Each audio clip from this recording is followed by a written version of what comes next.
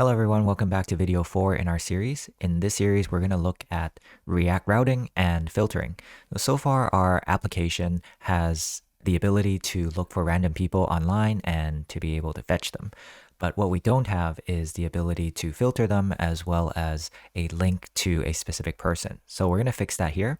We're going to first take a look at how React does routing, and then we're going to look at a pattern that does filtering, which is pretty standard and common in most applications nowadays. So let's get into it. All right, back into our code here. So I'm going to start off with a little bit of housekeeping, which is not a must. It's not going to break our application, but as we build larger and larger components, it's always a good idea to go back and refactor once in a while to make sure all your code is consistent. So the first thing we'll do is let's take a look at all the places that I can replace all these tsx files with just simple ts files. So the first one we'll go into is our components. We started with an index.tsx. Now this is not a requirement because all we're doing is just exporting components. So I'll change this into a ts file, and we'll change all of our imports. The other location would be our hooks. So if we go into our use fetch random user, you can see that here we are actually not returning any tsx components. So here we are also safe to just change this into a ts file. And then finally, all of our models, the person type, this again is just exporting a type. So I'm going to change this to a .ts file. Again, not a requirement, but it makes our files more representative of what they're actually doing. Now, the other thing I want to do is add another barrel file in our person type. So here we want to add another index.ts file, just because in this video we're going to add more models. So this is probably going to be a good idea as we move forward. So we will do an export. And currently we're exporting the type person. All right. Now, the other thing that we should note is since the last video, there has been a small problem that came up with base URL, which is currently being deprecated.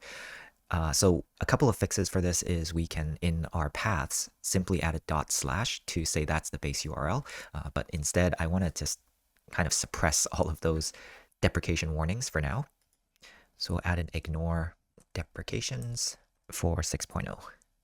All right, the other thing I want to add here is because we're now using a barrel file for our models, in our models, I want to change this to just simply models, and I want it to redirect to our index.ts file. Okay, so some more housekeeping.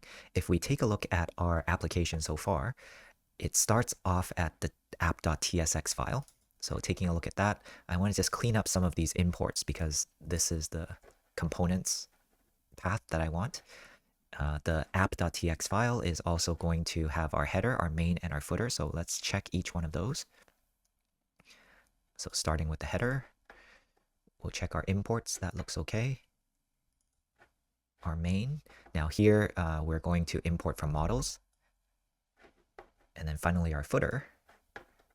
We're not importing anything, so that looks okay as well. Let's jump into our person card. So our person card, again, is going to import this type. So I'll get rid of that. I'll just import it from models. And then finally, we have, I think everything is good. So let's just make one last check here. And everything looks pretty good. So let's run this and make sure we haven't broken anything. All right, so currently our application is just going to load random people. And in the last video, we added still the functionality to fave the users or fave the people that we're downloading. And we can now also delete. Okay, so everything looks good right now. So let's stop the application for now. And the next thing we want to do is incorporate some sort of routing into our application. So basically routing is the ability to be able to jump from one page to another. Now, if you're talking about a front-end application, we're actually not jumping from one page to another. What we're doing is we're re-rendering certain components or re-rendering certain parts of a component to make it look like we're jumping from one page to the next. Now, inherently in React, there's no way to do this, but we need to import a package that allows us to add routing to our application. So the first thing we'll do is an npm install, and we're going to install this package called React Router DOM. This will give us the ability to incorporate the routing, incorporate different paths into the DOM so that it can re-render accordingly. So in order to see how the router works, we're going to create a new component called app.router. And app.router, its only job is to provide routing information for the application. So the first thing we're going to need to do is import everything that we need from React Router DOM to help me to do this navigation. So I'm going to import BrowserRouter. I'm going to import routes as well as route from the React Router DOM. All right, so for this part, we will also need to import the app.tsx. So we're going to import app from our app. All right, so this is going to be just like any other component. It's going to return a TSX component. So we have app router, which is going to return.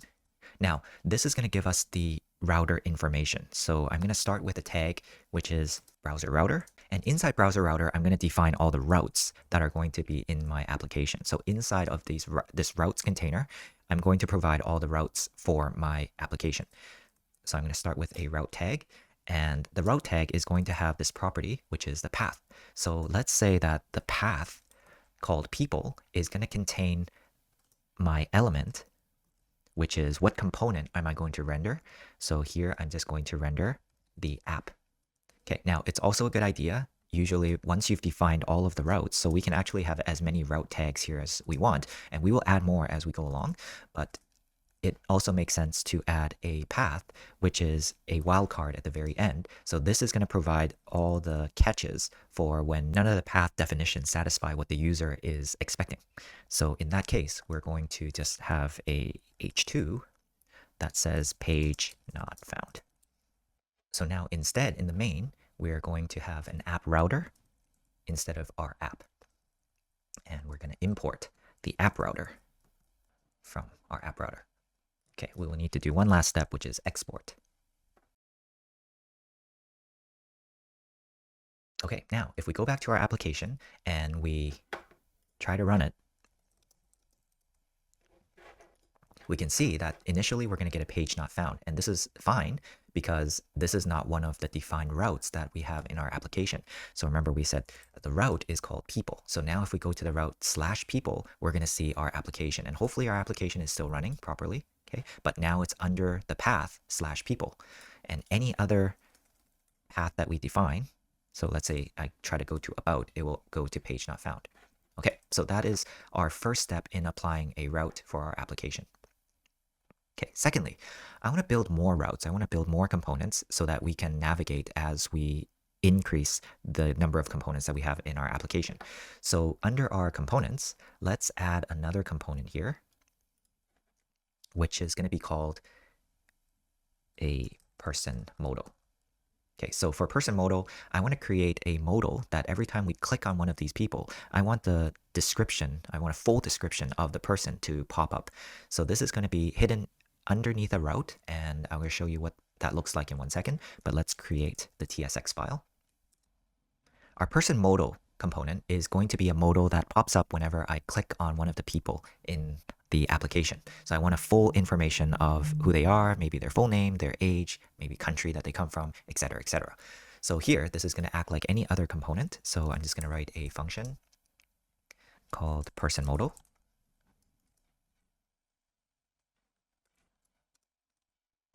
And it's going to return a component.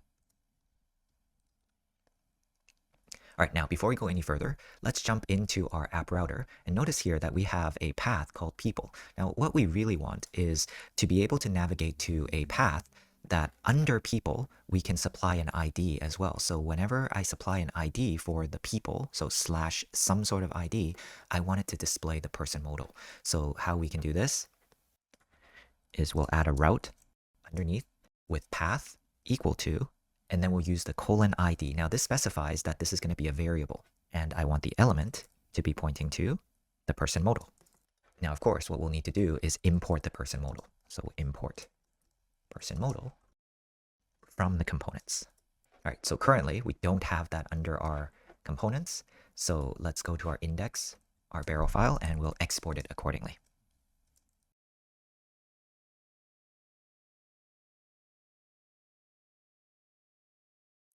Now, eventually, we're going to have to export this.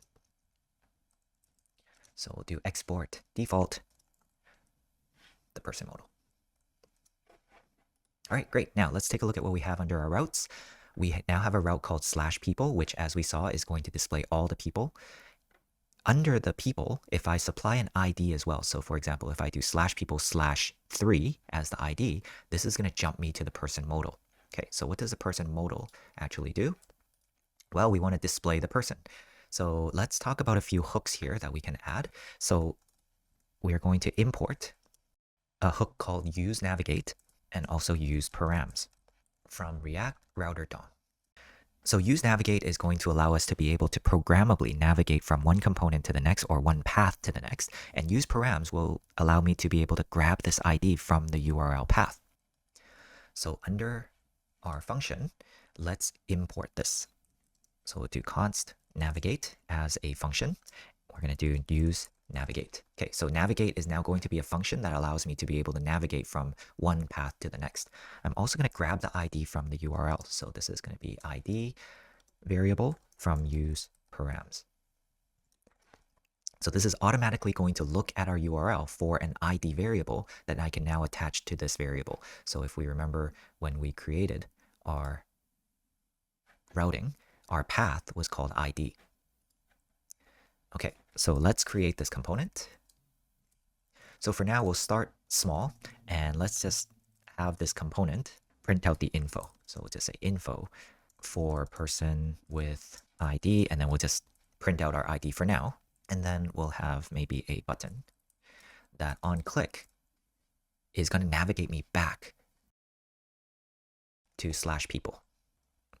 Okay, we'll just call this button close. And so let's see what we have currently. So if everything is working properly, if we navigate over to people, this should give me the full people list. Okay, and if we do /people/ let's say 4, this is going to navigate me over to the person modal. Now, the problem right now is the person modal is not being displayed. Notice that what is actually being displayed is the people. Okay, so the reason is because what's happening in our app router is that /people is being satisfied and /ID is actually being satisfied, but person modal is actually not being displayed. And the reason is because if we wrap person modal inside of the path person, inside of our app, there's got to be something in our app that is going to tell us where to display person modal, and this is called an outlet. So next step is let's add our outlet into our application. So jumping into our main, we'll take a look at this. In main, this is where we print out all of the people. Now, ideally, what we want to do is have after the button, we'll just separate them with HRs. In here, this is where we want our person modal to be displayed. So I'm just going to use an outlet.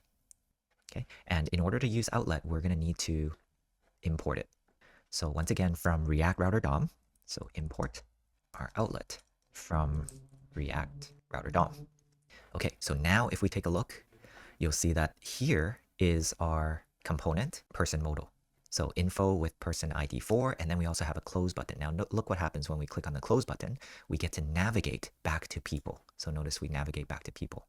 Okay, which is good because what we really want to do is when we click on a person, we actually want to see what they look like or actually have a full display of who they are. And when I'm finished with that, I want to be able to close that modal and navigate back to the people. Okay, so let's see how to do that. If we navigate back to main, main owns the list of people. So ideally, if I want to display the person in the person modal, I would need the list of people to be passed down. So if we look all the way down here, this is where our outlet is being rendered. This is where person modal is being rendered, but there's no way to pass that prop down to our outlet. So how do we pass a prop down to person modal? Well, the answer is we're going to use an outlet context. So in here, we're going to add context and then the people list. Okay, so now this context will be available to any outlet that is on a lower level. So now jumping down to person modal, I'm going to grab that context, okay, and that is going to be a hook called useOutletContext. Once again, from React Router DOM. All right, so I'm going to do a couple of things here. I'm going to, because this context is passed down to this component, I will be able to use the ID that's available to me to be able to find the person that's in the person list. So first, I'm going to take the person list, or people list as we called it, is equal to useOutletContext, which is a people list of person array. Okay, and then I'm going to find the person that I want the extra information on. So const person is going to be equal to the people list dot find, and I'm just simply going to find this person based on each person. So I'm gonna, for each p, if the p.id is equal to the ID itself, then I want this person. And in fact, I'm grabbing the first of this person. So now that we have the person that we want to find more information on, notice that when we jump over to use fetch random user, notice that one of the things that we kept from last time was the seed information. The seed is going to allow me to be able to get that exact person from my API. So before we do anything, let's jump back to person type and let's add that as one of the requirements for person. So I'm going to have a seed, which is a string. Okay, now in addition to this, in my models, I want to add a new type, which is going to be called full person type. This is going to keep track of the shape of a full person with all of the details included. So first, let's import the type person. And my type full person is going to include all of the attributes of person, as well as, so this notation is saying I want to add more to this. I want to include also the email, which is a string, the phone, which is a string, their age, their country, and I think that's good. Now back to this, we'll import both the type person and full person from our models. Now I believe I forgot two things. Number one, I needed to export, which I did, and then number two, I had to go back and export this type. Okay, now the next thing I want to do is let's go through the same pattern of loading a particular full person. And we've gone through this pattern before, so I'll just kind of walk through the code again. So first we're going to have a loading state for this full person. So I'll have a set loading function as well, and I'm going to do a use state here. Now initially this is going to be true. As always, we're going to need to import use state. Now, while we're here, I'm going to import useEffect as well, because that is going to be needed next. I'm going to create another state, which is the full person, and we'll set full person. So this use state is going to be of type full person or null. And initially, it will be null. Great. Now, the next thing we'll do is add an effect. And we're going to flag whether or not the user has canceled this request. So initially, we'll let a canceled flag be equal to false. So this is just to check whether or not in the middle of our load that the user actually cancels this load. Okay, next, we're going to create an asynchronous function called fetch user. And this is in effect going to fetch our user from our API based on the seed that we have. All right, so let's see what we have so far. I'm going to await a new promise, which is going to take 1 second. So this is just to simulate a fetch. I'm going to call on the API, which is going to go to the API and then have a seed of the person. So this is a call that includes a seed. This is going to return to me a specific person based on the seed. So it's going to be that particular person that we want to fetch. The data is going to be turned into JSON. And if in the middle, the user cancels the operation, then I'm simply going to return. Okay, next. If everything is good, I'm going to set the full person to the following. I'm going to copy what is my current person, and I'm going to add their full name to it. So their name is going to be their first name followed by their last name. Great. Otherwise, I'm going to catch the error, and we'll just console error. And finally, let's do some cleanup. Great, so we have this asynchronous function, and we'll call the fetch user. Okay, finally, we'll set cancel to be true, and we want to run this whenever person changes. Okay, so that's going to be my effect. So essentially what's happening here is on this person modal, we want to fetch a person associated with the seed. Okay, so once we've set this person, if everything goes well, then we're going to set the full person, so our person with all of the details associated, into our full person. And now we want to be able to print it out. Okay, we're going to add one last function here called handle close, and this is what's going to happen when we actually close this modal. All right, before we continue, I advise you to take a look at the Bootstrap React Components page to take a look at how modal works. So here I'm just going to type a lot of code, and I'm going to assume that you already know what is going on with modals as well as placeholders. So take a look at those two things, modals and placeholders, and that will explain a lot of the code that you're going to be seeing here. All right, so instead of returning just information about the person, I want to actually create a modal.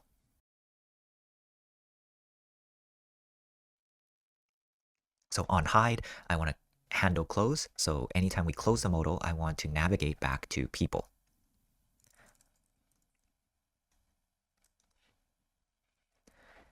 Now, in order to use the modal, we're going to have to import it.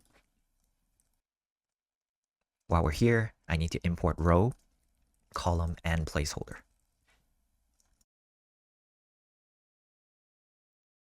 So now we're going to check if the loading state is true.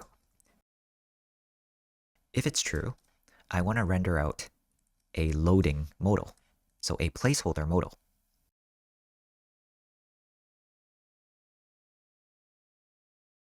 Okay, so I did a lot of typing here. So just to go over exactly what's going on, I'm going to, in the case where it's loading, I just want to create a modal header and a modal body, and a lot of this is just placeholder components. So what placeholder is kind of like a flashing animation that takes the place of a HTML element. So here we have a placeholder of a span, we have placeholder of a paragraph, and so on. So in a second, you'll see exactly what that looks like. But that is the case of when we have a loading state. So otherwise, we'll see if there is a full person. And if there is a full person, then we're going to, again, render out a component. But if not, then I'll simply print out a paragraph that says person not found. And again, for the full person, we'll create a modal. Okay, so again, did a lot of typing, but in the case where the full person does exist, we're going to create a header, a body with the actual full person details. Okay, so this is going to act as a pop-up. And once again, just to take a look at our full code, we have our person modal. Our person modal is an outlet that comes from the main component. So the outlet, this is where it's going to show up when we invoke the /id path. Okay, now the last thing is that it's complaining a little bit for this loading person, just because we've added a seed to it, but the loading person doesn't actually need a seed, so we'll just have a fake seed that's passed in, and now it shouldn't be complaining. All right, so let's take a look at what our application is doing currently. So if I load a person, and then I go to /1, it will try to load this, and this is basically the template of what I want to happen. However, it's not fully connected yet, because when I click on the person, I want to be able to link to this page. So let's try to incorporate that as well. So going to the person card, we're going to import this thing called link. We're going to import link from React Router DOM. Okay, and what link does is it acts like an anchor, but it allows us to be able to navigate from one endpoint to another within our application. So what I want to do is when this person is valid, I want to be able to click on the person's profile picture and be able to jump to that endpoint. So let's add that in. So here we'll create a link tag, and link has a to attribute, and the to attribute you probably could guess is where I want to jump to. So in this case, I want to jump to /people/ and then whatever my person ID is. While we're here, let's just add a style as well. So I'll make my text declaration to be none. And I want my link tag to end here.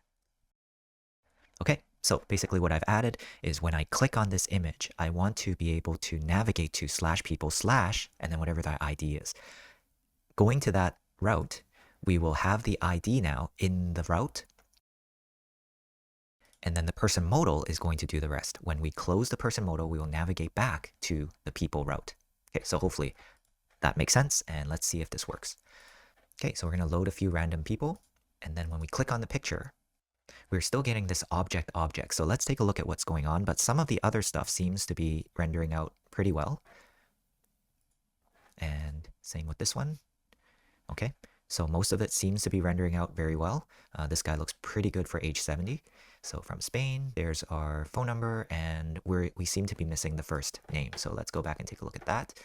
Our person modal. So if we go back to where we're keeping the first name, so we seem to be missing a dot first here. So we're going to take the name dot first and then space name dot last. So that looks a lot better. All right, so let's try this again. Okay, looks good. So when we click on this, it should give us the first name as well as the last name, and then here's their extra information. Okay, great. So our application is looking pretty good. So next, let's do one last thing. So I want to be able to add a filter for all of the people. So I want to be able to search through all of the people. Let's say I have 100 random people in my application. I want to be able to search through them and to be able to find specific people easily. So the way, again, that our application is set up is we have a app.tsx at the very top, which has a header as well as the main. The main's purpose is to be able to print out all of these people. And for now, let's get rid of some of these HRs. And when we click on the person, the modal is going to be popping up. But the problem is that we always have a list of people as a people list. So the last thing we want to do is to be able to filter out this people list based on a query. So we're going to jump all the way back up to the top with our app.tsx. And let's create a state here. So have a variable called query and also set query. And initially, our query is going to be blank. Now, in order to use this, once again, we're going to need to import useState. All right, so the query is going to be changed in the header. So for the header, I'm going to have to send in the function setQuery, allow it to set the query. Okay, and then the query itself is going to be used in the main to filter out the people. So I'm going to send the query itself down to main. Now take a look at the pattern here. So we have our app at the main level, and we're sending function calls down to one of the children, and we're sending the actual data down to another component so that it can be rendered. Now this is a very common pattern that is used, so just keep that in mind. All right, so the first thing we'll do is let's head over to the header and let's put a text box in there so that we can fill in the query. So for this, we're going to import a couple of components: form, row, and column. Again, very standard from React Bootstrap.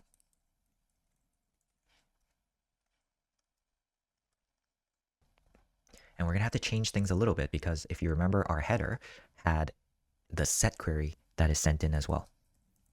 So do set query, and then now we have to define what set query is.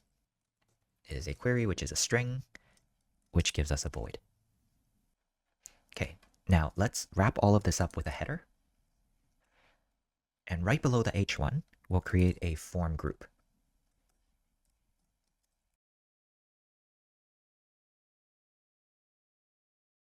So again, we can see that in here, we just created a column, a form control, which is of type text. We have a placeholder, and then on change. So any change that we create in the text box, it is going to call the set query function, and then it's going to set the target value, which is what we're typing, as the new query. Okay, so that sets the query. So let's come back up to app, and now let's take a look at how in the main the query will be used. So let's add another function here called filtered people list. And this is going to take the people list and is going to filter it. We're going to take the name to lowercase, and we're going to see if it includes the query.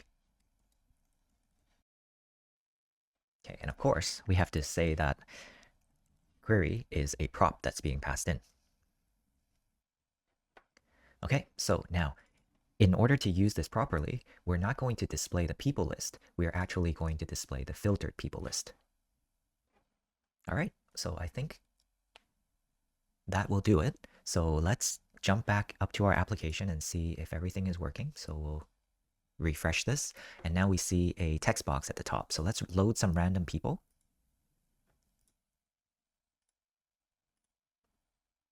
Okay, great. So everything is still working. Now, let's say we wanted to filter out some of these people by, let's say, A. So those are all the people with the substring A, and then now if I have AM, then there's only one person left. So this is going to render in real time. And the reason is because every time we make a change in this text box, notice that we're triggering a re-render of the whole main component. Great. So everything still works. If we click on Ted, we will still see Ted's picture as well as the full description. Okay, great. So that completes our video. So thank you for watching. I'll see you in the next one.